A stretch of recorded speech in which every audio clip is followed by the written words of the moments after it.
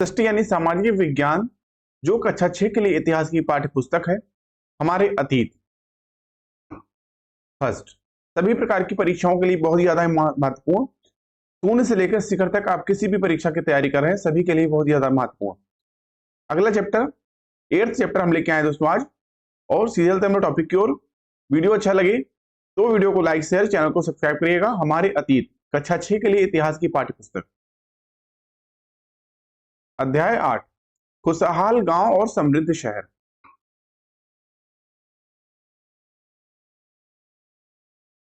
इस वीडियो का PDF Telegram group से जुड़ के आप फ्री में प्राप्त कर सकते हैं। अध्याय 8 खुशहाल गांव और समृद्ध शहर। लोहार की दुकान पर प्रभाकर लोहारों को काम करते देख रहा था। एक छोटी सी बेंच पर कुल्हाड़ी और हंसिया जैसे कुछ औजार बेचने के लिए रखे थे। दूसरी ओर भट्ठी जल रही थी। औजार बनाने के लिए दो लोग लोहे की एक छड़ को गर्म कर उसे पीट रहे थे। प्रभाकर को यह सब बड़ा मजेदार लगा था।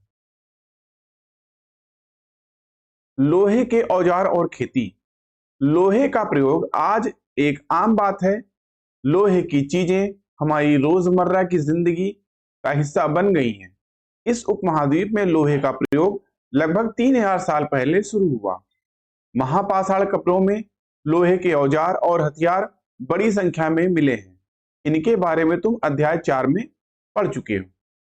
करीब 2500 वर्ष पहले लोहे के औजारों के बढ़ते उपयोग का प्रमाण मिलता है। इनमें जंगलों को साफ करने के लिए कुल्हाड़ियां और जुताई के लिए हलों के फाल शामिल हैं। अध्याय 5 में तुमने पढ़ा था कि लोहे के फाल के इस्तेमाल से कृषि उत्पादन बढ़ गया है। कृषि उत्पादन बढ़ाने के लिए उठाए गए कदम। सिंचाई। समृद्ध गांवों के बिना राजाओं तथा उनके राज्यों का बने रहना मुश्किल था। जिस तरह कृषि के विकास में नए औजार तथा रोपाई अध्याय 5 महत्वपूर्ण कदम थे, उसी तरह सिंचाई भी काफी उपयोगी साबित हुई। इस समय सिंचाई के लिए नहरें, कुएं, तालाब तथा कृत्रिम जलाशय बनाए गए हैं। औजारों की सूची में इन चित्रों के नाम चुनो। हंसिया, कुल्हाड़ी और सड़सी। लोहे की ऐसी 5 चीजों की सूची बनाओ जिनका प्रयोग तुम रोज करते हो। इस चार्ट में तुम्हें सिंचाई से आए परिवर्तन दिखाए गए हैं। खाली स्थानों में सही वाक्य भरो। लोगों द्वारा परिश्रम किया गया। किसानों को लाभ मिला क्योंकि अब उत्पादन की अनिश्चितता घटी। कर अदा करने के लिए किसानों को उत्पादन बढ़ाना था। राजाओं ने सिंचाई की योजना बनाई और धन खर्च किया। राजा को सेना, महल और किले बनवाने के लिए धन चाहिए। वे किसानों से कर लेते थे। या सिंचाई से ही संभव था। कृषि उत्पादन बढ़ा, राजस्व बढ़ा। गांव में कौन रहते थे? इस उपमहाद्वीप के दक्षिणी तथा उत्तरी हिस्से के अधिकांश गांवों में कम से कम 3 तरह के लोग रहते थे। तमिल क्षेत्र में बड़े भूस्वामियों को वेल्लला, साधारण हलवाओं को उड़वार और भूमिहीन मजदूर को दास कैडिसियार और अदिमई कहलाते थे। देश के उत्तरी हिस्से में गांव का प्रधान व्यक्ति भोजक कहलाता था। अक्सर एक ही परिवार के लोग इस पद पर कई पीढ़ियों तक बने रहते थे, यानी कि यह पद आनुवंशिक था। ग्राम भोजक के पद पर आमतौर पर गांव का सबसे बड़ा भूस्वामी होता था। साधारणतया इनकी जमीन पर इनके दास और मजदूर काम करते थे। इसके अतिरिक्त प्रभावशाली होने के कारण प्रायः राजा भी कर वसूलने का काम इन्हीं को सौंप देते थे। ये न्यायाधीश का और कभी कभी पुलिस का भी काम करते थे।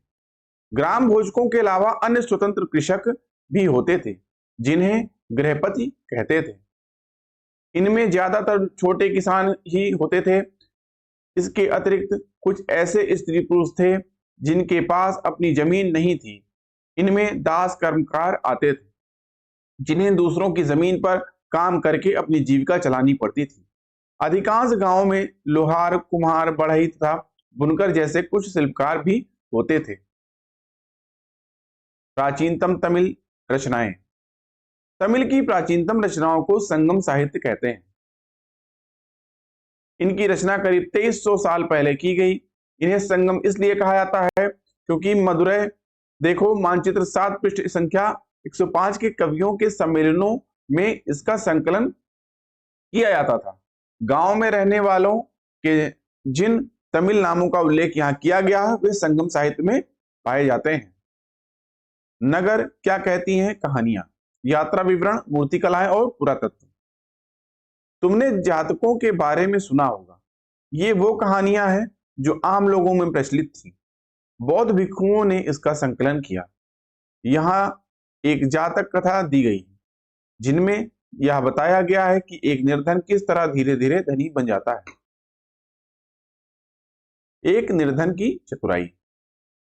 एक शहर में एक गरीब युवक रहता था। उसके पास एक मरे चूहे के अलावा कुछ नहीं था। उसने उस चूहे को एक सिक्के में एक भोजनालय वाले की बिल्ली के लिए श्रेय दिया। फिर एक दिन बड़ी जोर की आंधी आई। राजा का बगीचा टूटी टहनियों और पत्तों से भर गया। उनका माली इसे साफ करने के लिए की बात करने से परेशान हो उठा। युवक ने माली से कहा कि अगर लकड़ियां और पत्ते उसे मिल जाएं तो वह बगीचे की सफाई कर सकता है। माली तुरंत मान गया। युवक ने पास खेल रहे बच्चों को यह कहकर इकट्ठा कर लिया कि प्रत्येक टहनी और पत्ते के बदले उन्हें एक एक मिठाई मिलेगी। देखते ही देखते उन्होंने बगीचे से एक एक तिनका चुनकर गेट के पास इकट्ठा कर दिया। तभी उधर से राजा का कुम्हार बर्तनों को पकाने के लिए ईंधन की तलाश में गुजरा। उसने पूरे बेर को खरीद लिया। इस तरह युवक के पास कुछ और पैसे हो गए। उस युवक ने एक और योजना बनाई। बड़े बर्तनों में पानी भरकर वह नगर के द्वार पर गया और वहां उसने घास काटने वाले 500 लोगों को पानी पिलाया। खुश होकर उन लोगों ने कहा, तुमने हमारे लिए इतना अच्छा काम किया, बताओ अब हम तुम्हारे लिए क्या कर सकते हैं। उसने कहा, मैं आपको यह बताऊंगा जब मुझे आपकी सहायता की जरूरत होगी। उसके बाद उसने एक व्यापारी से दोस्ती की। एक दिन उस व्यापारी ने बताया, कल एक घोड़े का व्यापारी 500 घोड़े के साथ शहर में आ रहा है। यह सुनकर उस युवक ने उन घास काटने वालों के पास जाकर कहा, कृपया तुम सब एक एक घास का गट्ठर मुझे दो और अपनी घास तब तक मत बेचो जब तक मेरी ना बिक जाए। उन्होंने उसे घासों के 500 गट्ठर दे दिए। जब घोड़े के व्यापारी को कहीं भी घास ना मिली तो उसने इस युवक की घास 1000 सिक्के में खरीद ली। इस कहानी में आए व्यक्तियों के व्यवसायों को सूची बनाओ। प्रत्येक के लिए यह तय करो कि वे का शहर में, खा गांव में या फिर गा शहर तथा गांव दोनों में रहते थे। घोड़े का व्यापारी शहर में क्यों आया होगा? क्या महिलाएं कहानी में बताए व्यवसायों को अपना सकती हैं? उत्तर के कारण बताओ। आगे चलते हैं। प्राचीन नगरों के जीवन के बारे में हमें कुछ अन्य स्रोतों से भी पता चल सकता है। शहरों, गांवों या फिर जंगलों के जीवन से जुड़ी घटनाओं को मूर्तिकार कलात्मक ढंग से उकेरते थे। इन मूर्तियों को ऐसी इमारतों की रेलिंग, खंभों या प्रवेश द्वारों पर सजाया जाता था जहां लोग आते थे। दिल्ली में मिला वलयकूप हड़प्पा की जल निकास व्यवस्था से यह कैसे भिन्न है? अध्याय 5 में वर्णित अनेक शहर महाजनपदों की राजधानी थे। जैसा कि तुमने पढ़ा, इनमें से कुछ शहर परकोटों से घिरे होते थे। जैसा कि तुम ऊपर के चित्र में देख रहे हो, अनेक शहरों में वलयकूप मिले हैं। ये वलयकूप गुसलखाने, नाली या कूड़ेदान के लिए प्रयुक्त होते थे। प्रायः ये वलयकूप लोगों के घरों में होते थे। महलों, बाजारों या आम घरों के अवशेष बहुत कम मिले हैं। संभवतः लकड़ी, मिट्टी व कच्ची ईंटों या छप्पर से बने होने के कारण ये ज्यादा समय तक टिक न पाए हों। भविष्य में पुरातात्वविद इनकी खोज कर सकते हैं। प्राचीन शहरों के बारे में वहां नए नाविकों तथा यात्रियों के विवरणों द्वारा भी पता चलता है। ऐसा ही एक विस्तृत विवरण किसी अज्ञात यूनानी नाविक का है जिन जिन पत्तनों पर वह गया। ये चित्र देखते हैं हम। ऊपर सांची की मूर्तिकला या मध्य प्रदेश में स्थित सांची के स्तूप की मूर्तिकला का नमूना है। इसमें शहर के जीवन का दृश्य है। तुम अध्याय 11 में सांची के बारे में पढ़ोगे। इन दीवारों को देखो, क्या वे ईंट की बनी है या फिर लकड़ी की या पत्थर से? क्या इसकी रेलिंग लकड़ी की बनी है। इन इमारतों की छतों का वर्णन करो। बेरीगाजा भरूच का यूनानी नाम की कहानी। बेरीगाजा की संकरी खाड़ी में समुद्र से आने वालों के लिए नाव चला पाना बहुत मुश्किल होता है। राजा के द्वारा नियुक्त कुशल और अनुभवी स्थानीय मछुआरे ही यहाँ जहाज ला सकते थे। बेरीगाजा में शराब, तांबा, टिन, शीशा, मूंगा, पुखराज, कपड़े, सोने और चांदी के सिक्कों का आयात होता था। हिमालय की जड़ी बूटियां, हाथी दांत, गोमेद, कार्निलियन, सूती कपड़ा, रेशम तथा इत्र यहाँ से निर्यात किए जाते थे। राजा के लिए व्यापारी विशेष उपहार लाते थे। इनमें चांदी के बर्तन, गायक, किशोर, सुंदर औरतें, अच्छी शराब तथा उत्कृष्ट महीन कपड़े शामिल थे। बेरीगाजा से आयात और निर्यात होने वाली चीजों की सूची बनाओ। दो ऐसी चीजें बताओ जिनका उपयोग हड़प्पा युग में नहीं होता था। उन सभी के बारे में उसने लिखा। मानचित्र 7 पृष्ठ संख्या 105 में भरूच ढूंढो।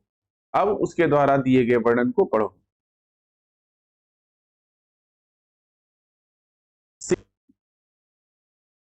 पृष्ठ संख्या 82 पर दी गई कहानी में तुमने देखा कि किस तरह सिक्कों के आधार पर संपत्ति का मूल्यांकन किया गया। पुरातात्विदों को इस युग के हजारों सिक्के मिले हैं। सबसे पुराने आहत सिक्के थे जो करीब 500 साल चले। इसका चित्र नीचे दिया गया। चांदी या तांबे के सिक्कों पर विभिन्न आकृतियों को आहत कर बनाए जाने के कारण इन्हें आहत सिक्के कहा जाता है। आहत सिक्के। आहत सिक्के सामान्यतः आयताकार और कभी-कभी वर्गाकार या गोल होते थे। ये या तो धातु की चादर को काटकर या धातु के चपटे गोलिकाओं से बनाए जाते थे। इन सिक्कों पर कुछ लिखा हुआ नहीं था, बल्कि इन पर कुछ चिन्ह ठप्पे से बनाए जाते थे, इसीलिए ये आहत सिक्के कहलाए। ये सिक्के उपमहाद्वीप के लगभग अधिकांश हिस्सों में पाए गए जाते थे और ईसा के आरंभिक सदियों तक ये प्रचलन में रहे। आगे चलते हैं।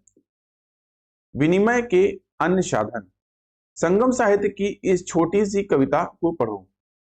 खेतों के सफेद धान गाड़ियों पर लादे जा रहे हैं। नमक के लिए लंबे लंबे रास्ते चांदनी सी सफेद रेत पर परिवार को समेटे कहीं पीछे छूट न जाए।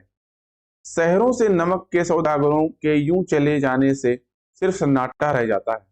समुद्र के किनारे नमक का बहुत ज्यादा उत्पादन होता था।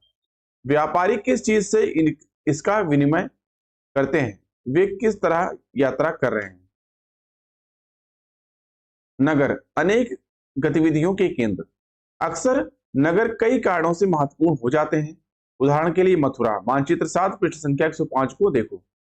यह 2500 साल से भी ज्यादा समय से एक महत्वपूर्ण रहा है, क्योंकि यह यातायात और व्यापार के दो मुख्य रास्तों पर स्थित था। इनमें से एक रास्ता उत्तर पश्चिम से पूर्व की ओर तथा दूसरा उत्तर से दक्षिण की ओर जाने वाला था। शहर के चारों ओर किलेबंदी थी। इसमें अनेक मंदिर थे। आसपास के किसान तथा पशुपालक शहर में रहने वालों के लिए भोजन जुटाते थे। मथुरा बेहतरीन मूर्तियां बनाने का केंद्र था। लगभग 200 साल पहले मथुरा कुषाणों की दूसरी राजधानी बनी। किसकी? कुषाणों की दूसरी राजधानी बनी। इसके बारे में तुम अगले अध्याय में पढ़ोगे। मथुरा एक धार्मिक केंद्र भी रहा। यहाँ बौद्ध विहार और जैन मंदिर है। यह कृष्ण भक्ति का एक महत्वपूर्ण केंद्र था। मथुरा में प्रस्तर खंडों तथा मूर्तियों पर अनेक अभिलेख मिले हैं। आमतौर पर ये संक्षिप्त अभिलेख हैं जो स्त्रियों तथा पुरुषों द्वारा मठों या मंदिरों को दिए जाने वाले दान का उल्लेख करते हैं। प्रायः शहर के राजा, रानी, अधिकारी, व्यापारी तथा शिल्पकार इस प्रकार के दान करते थे। उदाहरण के लिए मथुरा के अभिलेख में सुनारों, लोहारों, बुनकरों, टोकरी बुनने वालों, माला बनाने वालों और इत्र बनाने वालों के उल्लेख मिलते हैं। मथुरा के लोगों के व्यवसायों की एक सूची बनाओ। एक ऐसा व्यवसाय का नाम बताओ जो अयोध्या में नहीं था। शिल्प तथा शिल्पकार। पुरास्थलों से शिल्पों के नमूने मिले हैं। इनमें मिट्टी के बहुत से ही पतले और सुंदर बर्तन मिले हैं। जिन्हें उत्तरी काले चमकीले पात्र कहा जाता है, क्योंकि ये ज्यादातर उपमहाद्वीप के उत्तरी भाग में मिले हैं। ध्यान ध्यान रहे कि अन्य दूसरे शिल्पों के अवशेष नहीं बचे होंगे।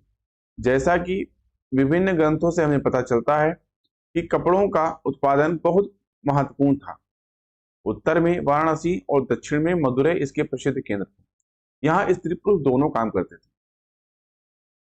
उत्तरी काले चमके पान NBPW ये एक कठोर चाप निर्मित धातु की तरह दिखने वाले तथा चमकदार काली सतह वाले पात्र हैं। इसे बनाने के लिए कुम्हार मिट्टी के बर्तनों को भट्ठों पर उच्च तापमान पर रखते थे, जिसके परिणाम स्वरूप इन बर्तनों की बाहरी सतह काली हो जाती थी। इन पर पतली काली लेप भी लगाई जाती थी, जो इस बर्तन को शीशे जैसी चमक प्रदान करता था। अनेक शिल्पकार तथा व्यापारी अपने अपने संघ बनाने लगे थे, जिन्हें श्रेणी कहते हैं। शिल्पकारों की श्रेणियों का नाम प्रशिक्षण देना, कच्चा माल उपलब्ध कराना तथा तैयार माल का वितरण कराना था, जबकि व्यापारियों की श्रेणियां व्यापार का संचालन करती थी। श्रेणियां बैंकों के रूप में काम करती थी, जहां लोग पैसे जमा रखते थे। इस धन का निवेश लाभ के लिए किया जाता था। उससे मिले लाभ का कुछ हिस्सा जमा करने वाले को लौटा दिया जाता था या फिर मठ आदि धार्मिक संस्थानों को दिया जाता था। सूत कातने और बुनने के नियम। ये नियम अर्थशास्त्र के हैं। अध्याय 7 में अर्थशास्त्र का उल्लेख किया गया है। इसमें वर्णन किया गया है कि किस प्रकार एक विशेष पदाधिकारों की देखरेख में कारखानों में सूत की कताई और बुनाई की जाती थी। ऊन, पेड़ों की छाल, कपास, पटुआ तथा सन को तैयार करने के काम में विधवाओं, सक्षम अक्षम महिलाओं, भिक्षुणियों, वृद्धा वेश्याओं, राजा की अवकाश प्राप्त दासियों, सेविकाओं और अवकाश प्राप्त देशवासियों को लगाया जा सकता है। इन्हें इनके काम की और गुणवत्ता के अनुसार पारिश्रमिक देना चाहिए। जिन महिलाओं को बाहर निकलने की अनुमति नहीं है, वे अपनी दासियों को भेजकर कच्चे माल को मंगवा सकती हैं और फिर तैयार माल उन्हें भिजवा सकती हैं। वे औरतें जो कारखाने तक जा सकती हैं, उन्हें अपना माल कारखाने तक तड़के ले जाना पड़ता था, जहां उन्हें पारिश्रमिक मिलता था। इस समय माल को अच्छी तरह जांचने के लिए रोशनी रहती है। अगर निरीक्षक उस औरत की तरफ देखता है या इधर उधर की बातें करता है, तो उसे सजा मिलनी चाहिए। अगर औरत ने अपना काम पूरा नहीं किया, तो उसे जुर्माना देना होगा। इसके लिए उसका अंगूठा भी काटा जा सकता है। उन महिलाओं की सूची बनाओ जिन्हें निरीक्षक नियुक्त कर सकता था। क्या काम करने के दौरान महिलाओं को मुश्किलें झेलनी पड़ती थी? सूक्ष्म निरीक्षण। अरिकामेडु। मानचित्र 7 पृष्ठ संख्या 105 में अरिकामेडु, जो पुदुचेरी में है, ढूंढो। पृष्ठ संख्या 88 में रोम के बारे में दी जानकारी पढ़ो। लगभग 2200 से 1900 साल पहले अरिकामेडु एक पत्तन था। यहाँ दूर दूर से आए जहाजों से सामान उतारे जाते थे। यहाँ ईंटों से बना एक ढांचा मिला है, जो संभवतः गोदाम रहा हो। यहाँ भूमध्य सागरीय क्षेत्र के एम्फोरा जैसे पात्र मिले हैं। इनमें शराब या तेल जैसे तरल पदार्थ रखे जा सकते थे। इनमें दोनों तरफ से पकड़ने के लिए हत्थे लगे हैं। साथ ही यहाँ एरेटाइन जैसे मुहर लगे लाल चमकदार बर्तन भी मिले हैं। इन्हें इटली के एक शहर के नाम पर एरेटाइन पात्र के नाम से जाना जाता है। इसे मुहर लगे सांचे पर गीली चिकनी मिट्टी को दबाकर बनाया जाता था। कुछ ऐसे बर्तन भी मिले हैं जिनका डिजाइन तो रोम का था, किंतु वे यहीं बनाए जाते थे। यहाँ रोमन लैंप, शीशे के बर्तन तथा रत्न भी मिले हैं। साथ ही छोटे छोटे कुंड मिले हैं, जो संभवतः कपड़े की रंगाई के पात्र रहे होंगे। यहाँ पर शीशे और अर्ध बहुमूल्य पत्थरों से मनके बनाने के पर्याप्त साक्ष्य मिले हैं। रोम के साथ संबंध दर्शाने वाले साक्ष्य की सूची बनाओ। अभिलेखित मिट्टी के बर्तन। कई बर्तनों पर ब्राह्मी लिपि में अभिलेख मिले हैं। प्रारंभ में तमिल भाषा के लिए इसी लिपि का प्रयोग किया जाता था। इसीलिए इन्हें तमिल ब्राह्मी अभिलेख भी कहा जाता है। रोम के साथ संबंध दर्शाने वाले साक्ष्य की सूची बनाओ। अन्यत्र मानचित्र 6 पृष्ठ संख्या 76 यानी 76 में रोम को ढूंढो। यह यूरोप के सबसे पुराने शहरों में से एक है। इसका विकास लगभग तभी हुआ जब गंगा के मैदान के शहर बस रहे थे। रोम एक बहुत बड़ी साम्राज्य की राजधानी था। यह यूरोप, उत्तरी अफ्रीका तथा पश्चिमी एशिया तक फैला साम्राज्य था। इसके सबसे महत्वपूर्ण शासकों में से एक अगस्टस ने करीब 2000 साल पहले शासन किया था। उसने कहा था कि रोम ईंटों का शहर था जिसे मैंने संगमरमर का बनवाया। अगस्टस और उसके बाद के शासकों ने कई मंदिर तथा महल भी बनवाए। अगस्टस ने बड़े बड़े रंगमंडल यानी एम्फीथिएटर बनवाए। इनमें चारों तरफ दर्शकों के बैठने की सीढ़ी नुमा जगह होती थी जहां लोग विभिन्न प्रकार के कार्यक्रम देख सकते थे। उन्होंने स्नानागार भी बनवाए जहां स्त्रियों तथा पुरुषों के लिए अलग अलग समय निर्धारित थे। यहाँ लोग एक दूसरे से मिलते थे और आराम करते थे। बड़े बड़े जलवाही सेतु एक्वाडक्ट के जरिए शहर के स्नानगारों, फुहारों तथा गुसलखानों के लिए पानी लाया जाता था।